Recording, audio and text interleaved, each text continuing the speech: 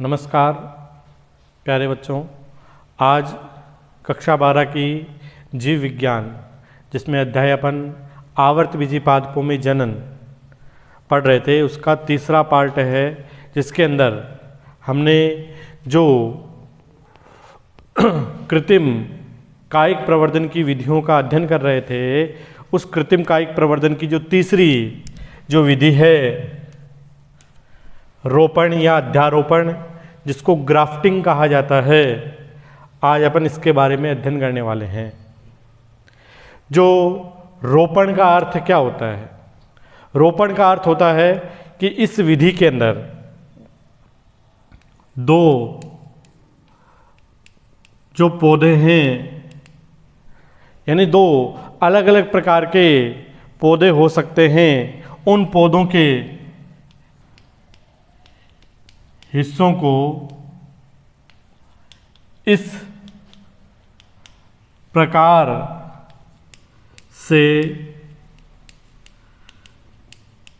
जोड़ते हैं कि वे संयुक्त होकर एक नए पादप या पौधे के रूप में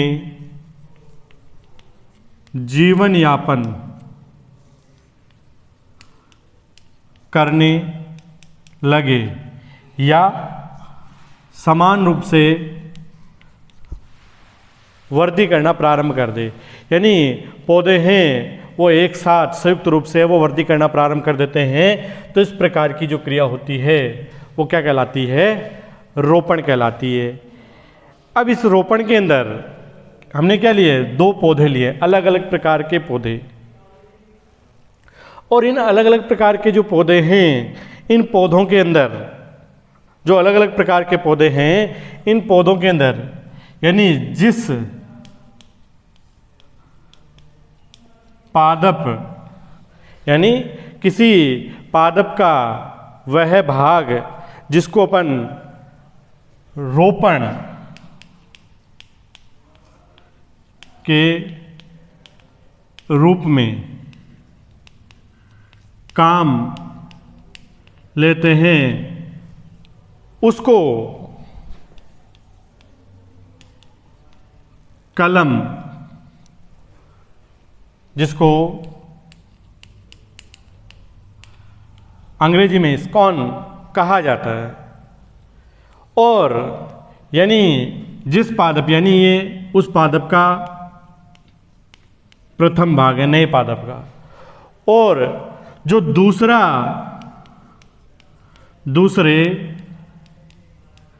पादप का वह भाग जिस पर कलम लगाई जाती है, एवं जो नए पादप का आधारीय भाग होता है, उसे स्कंद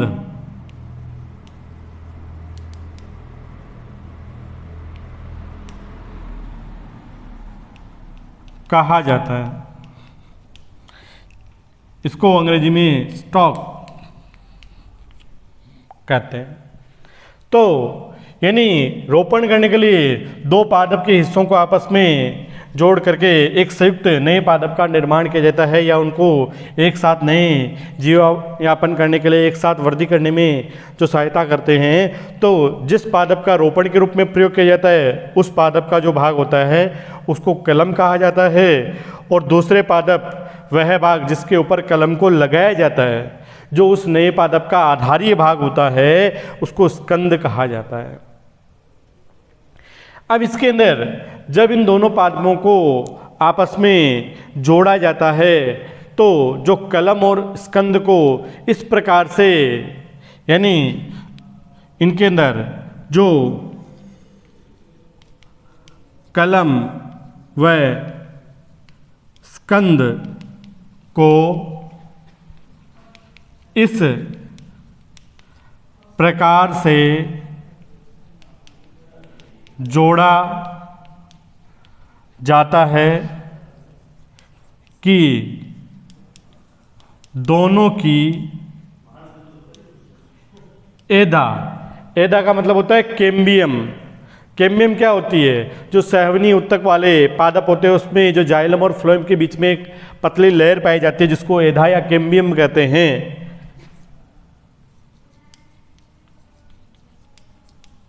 जो कैम्बियम है, ठीक है ना, तो कलम और स्कंद को इस प्रकार से जोड़ा जाता है कि दोनों की एधा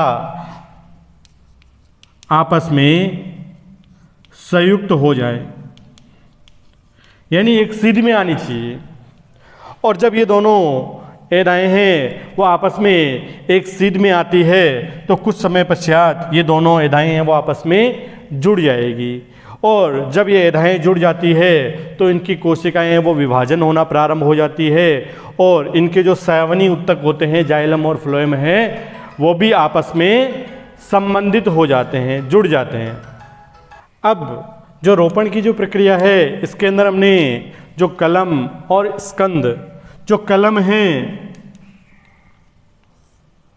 उस कलम की विशेषता होती है कि कलम का इस प्रकार के पौधे का चयन किया जाता है जो कि अच्छे और वांछित गुणों वाली होती है, जिसको स्कंद के ऊपर रोपित किया जाता है।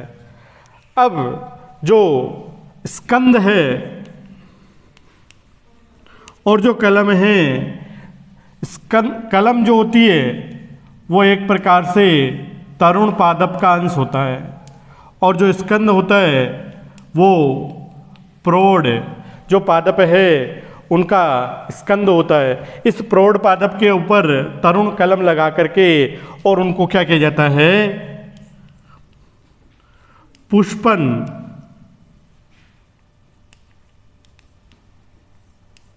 की प्रक्रिया के लिए प्रेरित किया जाता है। तो इस प्रकार से जो इस विधि के द्वारा एक ही स्कंद के ऊपर है वो अपन अलग अलग प्रकार के अच्छे और वांछित गुणों वाली कलम लगा करके है वो कई प्रकार के पौधों की अच्छे अच्छे जो किस्में हैं पादपों की, उन किस्मों को इस विधि के द्वारा है वो तैयार किया जा सकता है। इसके अंदर जैसे उदाहरण आते हैं, उदाहरण के रूप में जो उदाहरण हैं जैसे नींबू हो सकता है, अमरूद हो सकता है, सेब हो सकती है, अंगूर हो सकते हैं, तो संतरा हो सकता है, नारंगी हो सकती है। इस प्रकार से कई प्रकार के पादपों की जो किस्में हैं वो इस विधि के द्वारा है वो तैयार की जा सकती है। और अब जो ग्राफ्टिंग है, इस ग्राफ्टिंग या रोपण की जो प्रक्रिया है, इस प्रक्रिया को करने के लिए भी कई प्रकार की विधियां हैं वो काम में ली जाती है। यानी जो ग्राफ्टिंग है इसके लिए उपयोग में आने वाली विधियां, इसके उपयोग के लिए है वो 4 प्रकार की विधियां हैं काम में लेते हैं। 4 प्रकार की विधियां हैं वो इसके अंदर काम में ली जाती है।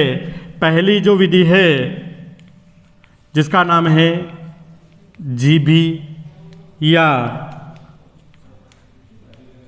जिह्वा या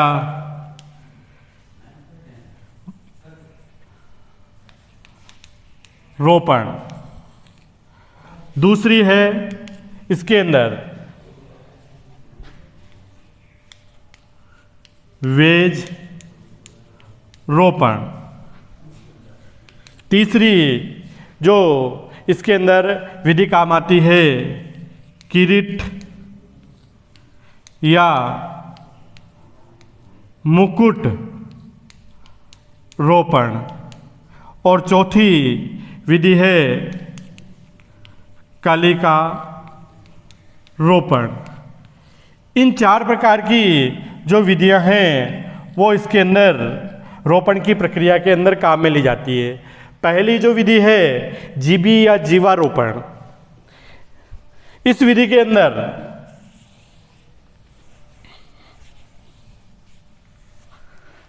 जो पहली है जीबी या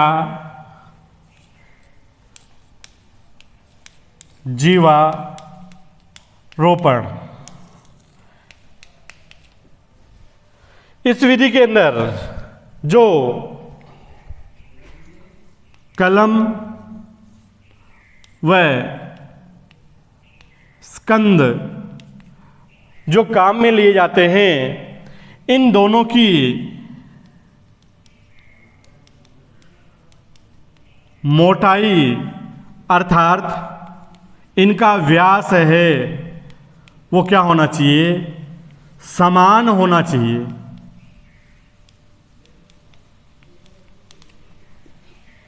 यानी इसके अंदर जो कलम और स्कंद काम में ले जाते हैं उन दोनों की मोटाई या व्यास है वो समान होते हैं। इसके बाद में क्या करते हैं, इन दोनों के अंदर 5 से 8 सेंटीमीटर लंबा या तिरछा या वी आकार का चीरा लगाया जाता है। यानी इस कलम और स्कंद है, इन दोनों के अंदर 5 से 8 सेंटीमीटर तक लंबा या तिरछा है वो एक चीरा लगा देते हैं। चीरा लगाने के पश्चात कलम और स्कंद है उन दोनों को इस प्रकार से फिट करते हैं कि वो दृढ़तापूर्वक आपस में एक दूसरे के अंदर फिट हो जाए। और फिट करने के पश्चात उनको क्या कर देते हैं, कसकर बांध दिया जाता है। तो इस प्रकार से कसकर बांध देने के पश्चात कुछ समय पश्चात या कुछ दिनों के, कुछ सप्ताह के पश्चात हम देखते हैं कि उस स्कंद के ऊपर जो कलिका हमने बांधी है वो उस पौधे के ऊपर उनकी जो एदाएं हैं, उनके सैवनी उत्तक है वो आपस में जुड़ जाते हैं, कोशिकाएं विभाजित होना प्रारंभ हो जाती है और उस पादप जो स्कंद है उसके ऊपर जिस कलम को हमने बांधा है उस पादप पर एक नए पौधे का निर्माण हो जाता है।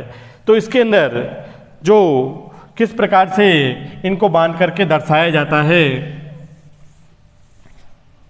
जो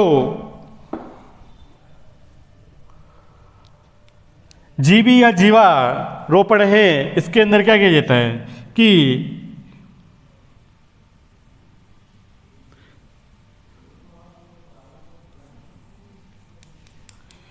आपने एक स्कंद है उस स्कंद को लिया और उस स्कंद के अंदर भी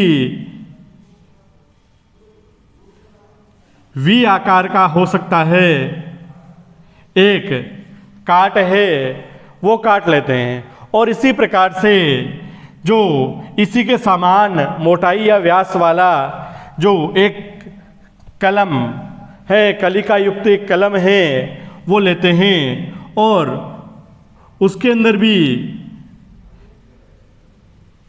इस प्रकार से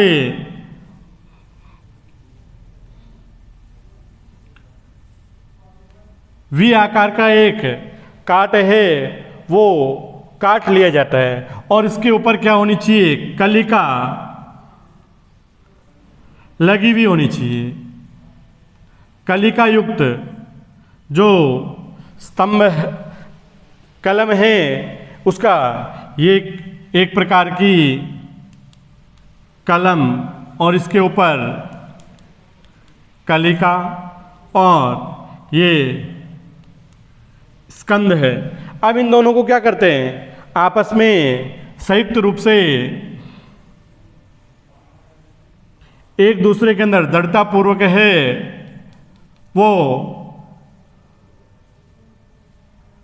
इस प्रकार से व्यवस्थित कर दिया जाता है, एक दूसरे के अंदर इसको व्यवस्था पूर्वक है वो फिट कर दिया जाता है। और इसको फिट करने के पश्चात क्या करते हैं, इसको किसी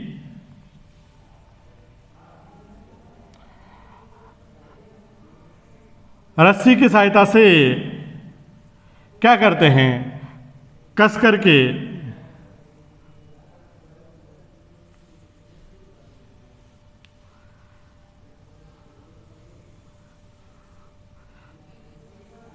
इस प्रकार से बांध दिया जाता है। और बांधने के कुछ सप्ताह पश्चात हम देखते हैं कि उस कंद के ऊपर उस कलिका का जो विकास है, वृद्धि होना है, वो प्रारंभ हो जाती है। तो इस प्रकार की जो विधि है रोपण के अंदर, पहली विधि है जीबी या जीवारोपण है, उसको काम में ले जाता है। दूसरी इसके अंदर जो विधि आती है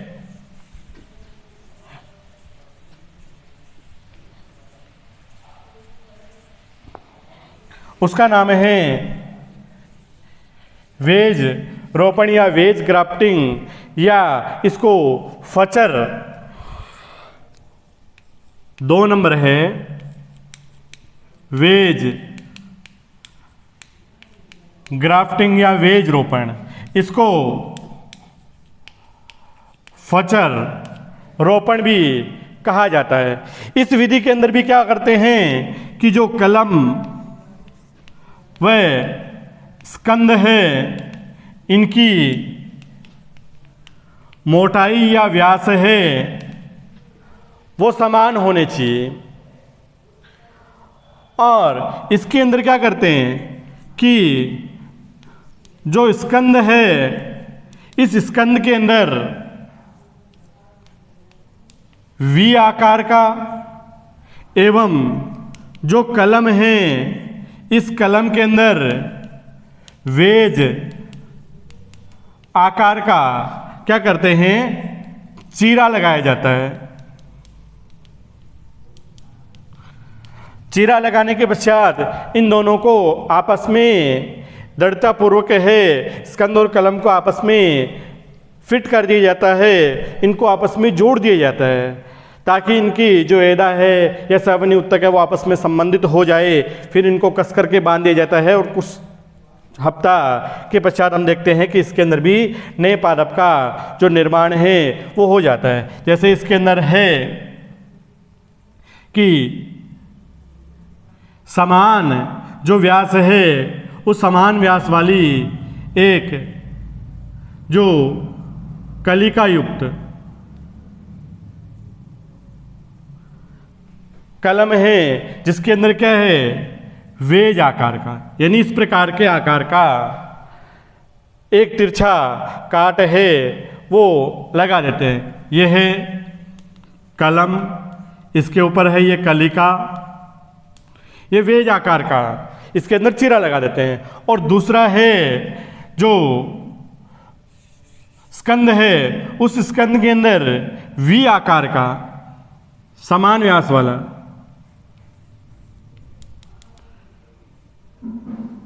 वी आकार का चीरा लगाते हैं। फिर इन दोनों को क्या करते हैं, आपस में एक दूसरे के अंदर फिट कर दिया जाता है, यानी इसको इस प्रकार से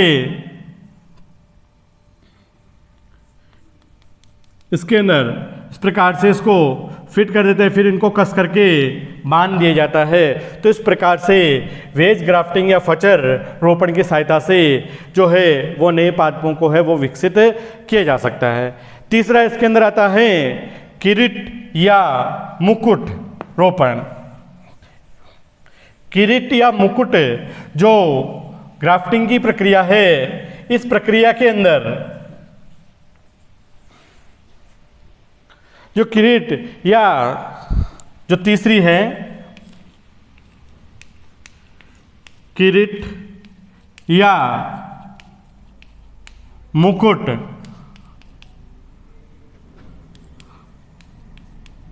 ग्राफ्टिंग, इस किरीट या मुकुट ग्राफ्टिंग के अंदर जो स्कंद होता है वह कलम से कई गुना अधिक मोटा होता है, यानी स्कंद की मोटाई है वो कलम से अधिक होती है। इस कारण से इसके अंदर एक ही स्कंद के ऊपर कई प्रकार के कलम हैं वो एक साथ है वो रोपित किए जा सकते हैं। जैसे उसकी संरचना है वो एक मुकुट के समान, क्राउन के समान है वो दिखाई देती है। तो यानी स्कंद है वो कलम की तुलना में है वो कई गुना मोटा होता है। तो इस स्कंद के अंदर जैसे कि भाई इस प्रकार से स्कंद है और इस स्कंद के अंदर क्या करते हैं कि इसके अंदर इस प्रकार से कई प्रकार के जो कलम हैं जो कलिका युक्त हो,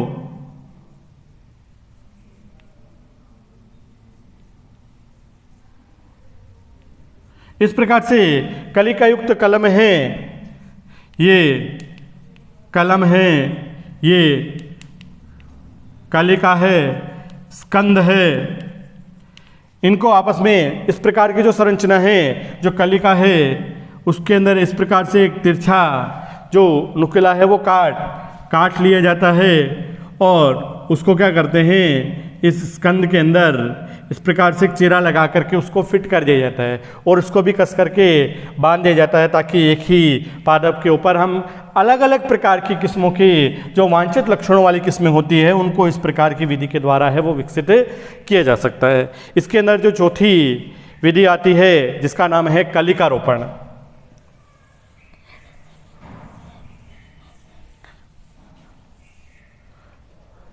चौथी है कलिका रोपण, बड ग्राफ्टिंग। इस विधि के अंदर क्या करते हैं कि इसके अंदर भी जो स्कंद है उस स्कंद के अंदर जो स्कंद है इस स्कंद के अंदर क्या करते हैं कि उसकी जो बाह्य परत ये जो छाल होती है उस छाल के अंदर क्या करते हैं एक टी आकार का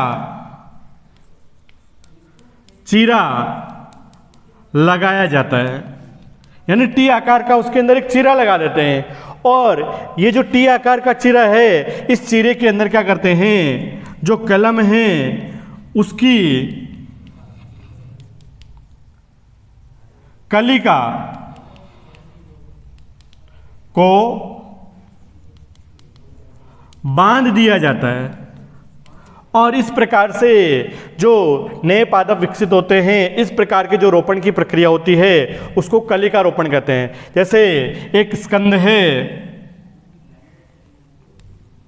और इस स्कंद के अंदर क्या करते हैं इसकी जो बाह्य परत है इसकी जो छाल होती है इस छाल के अंदर क्या करते हैं एक टी आकार का है वो चीरा लगा दिया जाता है और इस टी आकार का जो चीरा है इस चीरे के अंदर क्या करते हैं एक कलिका हो सकती है जो कलम की कलिका है उस कलिकाओं को इसके अंदर क्या करते हैं लगा दिया जाता है और कलिकाओं को लगाने के पश्चात क्या करते हैं इसको है वो अच्छी तरह से बांध दिया जाता है और बांधने के कुछ हफ्ता के पश्चात ये कलिका इसके ऊपर विकसित होने लगती है और विकसित होने के पश्चात इसको हटा दिया जाता है। तो इस प्रकार से जो रोपण की प्रक्रिया है इसके अंदर 4 प्रकार की विधियां हमने पढ़ी है। पहली विधि हमने जीबी या जीवा, दूसरी वेज रोपण, तीसरी किरीट या मुकुट रोपण और जो चौथी है कलिका रोपण। इन रोपण की प्रक्रियाओं के द्वारा है वो जो कृत्रिम कायिक जनन की विधि है इस विधि के द्वारा नए पादपों को विकसित है वो किया जा सकता है। अब इसके आगे जो बिंदु आता है वो है लैंगिक जनन।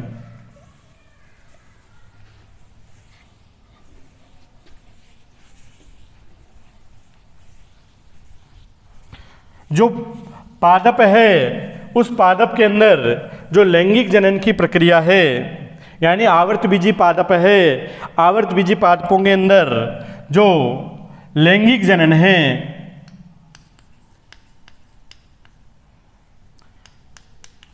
लैंगिक जनन, सेक्सुअल रिप्रोडक्शन। इस लैंगिक जनन की प्रक्रिया है वो आवर्तबीजी पादप है, उसके अंदर जो मुख्य भाग होता है वो उसका पुष्प होता है।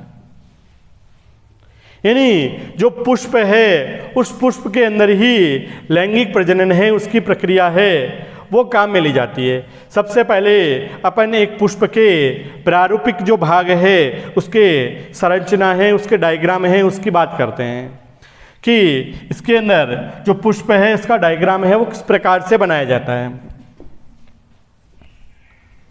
किसके अंदर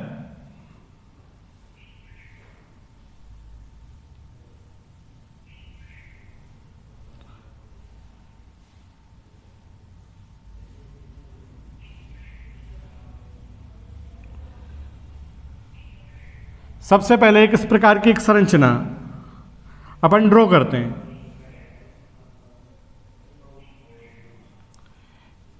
इसके ऊपर ऐसे एक लीफ की जैसी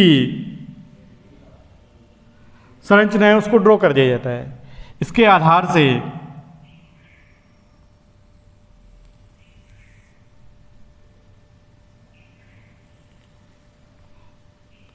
इस प्रकार से एक डंठल नुमा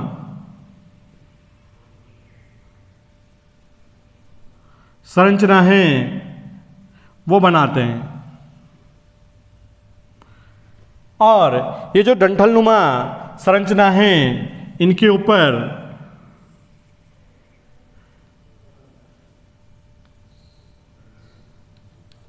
इस प्रकार की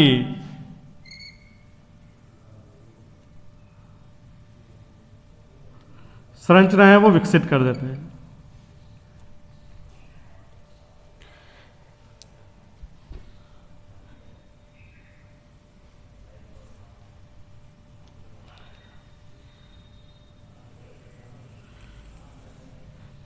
इसके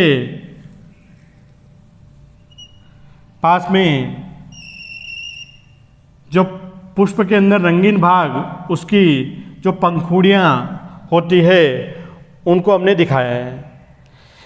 इसके बाद में जो सबसे बाहरी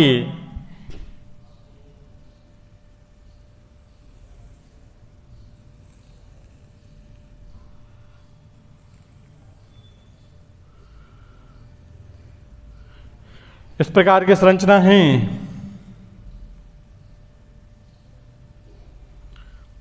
और इसके नीचे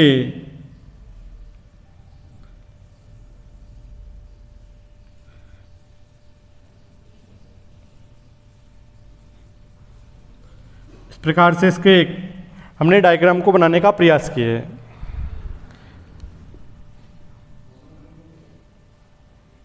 इसके अंदर एक किडनी समान स्ट्रक्चर है वो पाई जाती है, जिसको बीजांडासन कहते हैं। इनके अंदर जो वृंत के रूप में कुछ इस प्रकार की संरचनाएं इसके अंदर पाई जाती है, जिनको बीजांड कहा जाता है। इस प्रकार से ये जो चित्र है इस चित्र का अपन नामकरण करते हैं। इसके अंदर जो ये जो भाग है इसको वर्तिकाग्र,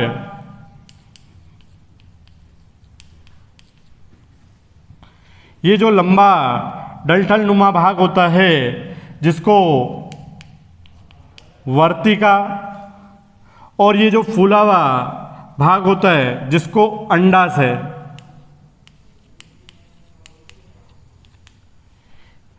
वर्तिकाग्र, वर्तिका और अंडाशय, ये तीनों जो भाग होते हैं ये पुष्प के मादा जनन भाग होते हैं और इनको सम्मिलित रूप से जायांग या स्त्री केसर कहा जाता है।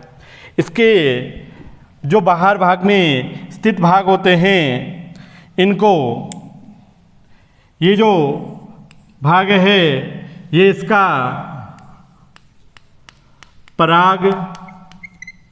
परागकोश, और इस परागकोश होते हैं, इसमें कुछ गोलाकार महीन दानेनुमा संरचनाएं पाई जाती है जिनको पराग कण कहा जाता है। और इसके अंदर जो लंबा डंठल नुमा भाग होता है जिसको पू तंतु कहते हैं, और इन दोनों को जो सम्मिलित रूप से, और इस परागकोश के अंदर जो नीचे का भाग होता है जहां पर ये कोष्ठ आपस में जुड़ते हैं, इसको कहते हैं योजी। और इन संपूर्ण भागों को जो सम्मिलित रूप से पुमंग या पुंकेसर कहा जाता है। इसके बाहर जो रंगीन रंग का भाग हमें दिखाई दे रहा है, ये जो रंगीन पंखुड़ी है, इस रंगीन पंखुड़ी युक्त जो भाग होता है इसको दलपुंज कहते हैं। और इसके नीचे जो हरे रंग का भाग दिखाई दे रहा है, ये जो हरे रंग का भाग है, इस हरे रंग के भाग को बाह्य दलपुंज कहा जाता है। और ये पुष्प के जो विभिन्न प्रकार के भाग है, जिस फूले हुए भाग के ऊपर व्यवस्थित होते हैं, वो फूला हुआ जो भाग है उस फूले हुए भाग को पुष्पासन, और इसके नीचे एक लंबा जो डंठल नुमा भाग है जो दिखाई दे रहा है, इसको पुष्प वृंत कहते हैं। और जो अंडाशय है, उस अंडाशय के अंदर एक विशिष्ट प्रकार की संरचना जिसको बीजांड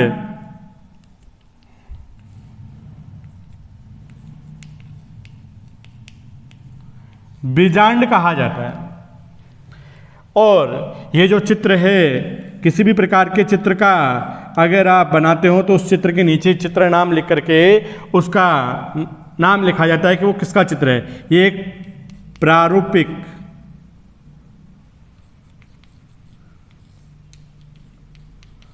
पुष्प की संरचना है।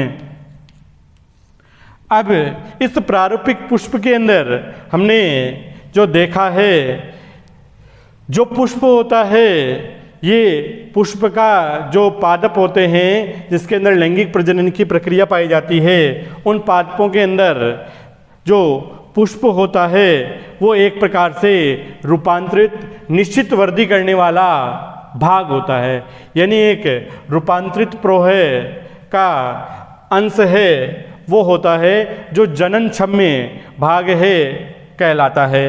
और इस पुष्प के अंदर जो पुष्प है के भाग, पुष्प के भाग या इनको पुष्प के चक्र भी कहते हैं। जो पुष्प है उस पुष्प के अंदर 4 भाग या चक्र होते हैं। ये जो 4 भाग या चक्र होते हैं, जिसमें पहला होता है बाह्य दलपुंज, दूसरा होता है दलपुंज, तीसरा होता है पुमंग या पुंकेसर, और चौथा होता है जायांग या स्त्री केसर। अगर किसी पुष्प के अंदर ये दलपुंज है, बाह्य दलपुंज है, पुमंग है और जायांग है, ये चारों भाग जिस पुष्प के अंदर पाए जाते हैं, ये चारों भाग जिस पुष्प के अंदर पाए जाते हैं वो पुष्प है, वो पूर्ण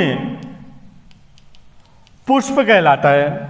इसके अंदर जैसे उदाहरण आते हैं, जैसे सरसों हो सकता है, गुड़हल हो सकता है, मटर का जो पुष्प हो सकता है, ये सब पूर्ण पुष्प कहलाते हैं, क्योंकि उसके अंदर ये चारों भाग है वो पाए जाते हैं। यदि किसी पुष्प के अंदर इन चारों भागों में से कोई भी भाग, यानी जो चारों भाग है उन चारों भागों में से कोई भी भाग है वो अपसेंट होता है, अनुपस्थित होता है, तो इस प्रकार के जो पुष्प होते हैं उन पुष्पों को अपूर्ण जो पुष्प है वो कहा जाता है। और अब इसके अंदर अपन जो पुष्प है उसके प्रारूपिक भाग है उनके बारे में थोड़ी संक्षिप्त जानकारी लेते हैं। जो सबसे पहला भाग आता है इसके अंदर है बाह्य दलपुंज। बाह्य दलपुंज है जिसको कैलेक्स कहा जाता है, और ये पुष्प का सबसे बाहरी भाग होता है। और इस बाहरी भाग होता है, इसकी जो एक इकाई होती है उस एक इकाई को बाह्य दल कहा जाता है, और इसका जो रंग होता है वो हरे रंग का होता है। और ये क्या करता है कि पुष्प के अंदर जो अन्य भाग है पुष्प के, उनकी बाह्य आघातों से सुरक्षा करने का कार्य है वो इसके द्वारा किया जाता है। उनको एक विशिष्ट प्रकार के क्रम में व्यवस्थित करने का कार्य है वो इस बाह्य दल की सहायता से किए जाते हैं। और ये जो बाह्य दल की सारी इकाइयाँ हैं वो आपस में संयुक्त होती है, तो उसके द्वारा बाह्य दलपुंज का निर्माण होता है। इसके बाद में जो दूसरा जो बाह्य दल है पुंज है, इसके अंदर का यानी इसके ठीक अंदर का जो चक्र होता है उस चक्र को दलपुंज या कोलोरा कहा जाता है।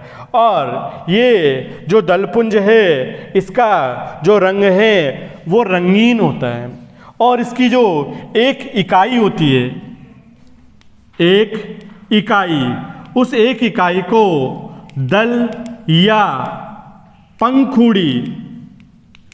पंखुड़ियाँ कहते हैं। ये रंगीन रंग की होती है तथा विभिन्न प्रकार के कीटों को अपनी ओर आकर्षित करती है, और इनके द्वारा जो आकर्षण करने की प्रक्रिया होती है वो इसलिए आकर्षित किया जाता है क्योंकि इसके द्वारा परागण की क्रिया है वो करवाई जा सकती। इसके बाद में जो दलपुंज है उसके ठीक भीतर का जो तीसरा चक्र आता है जिसको पुमंग या पुंकेसर कहते हैं। पुमंग या पुंकेसर है उसकी जो एक इकाई है वो पुंकेसर कहलाती है, और उस एक इकाई है उसके अंदर तीन भाग होते हैं। पहला भाग होता है इसका परागकोश, दूसरा भाग होता है इसका पुतंतु, और तीसरा भाग होता है इसका योजी।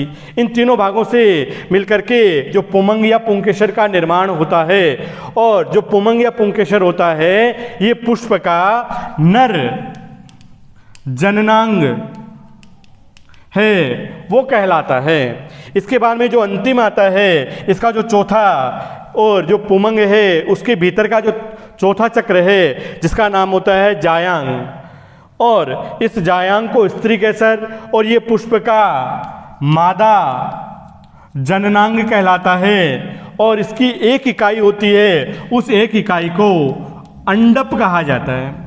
इसके भी तीन भाग होते हैं जिसके अंदर पहला भाग होता है वर्तिकाग्र, और दूसरा लंबन डंठलनुमा भाग होता है जिसको वर्तिका, और तीसरा उभरा हुआ भाग होता है वो अंडा से।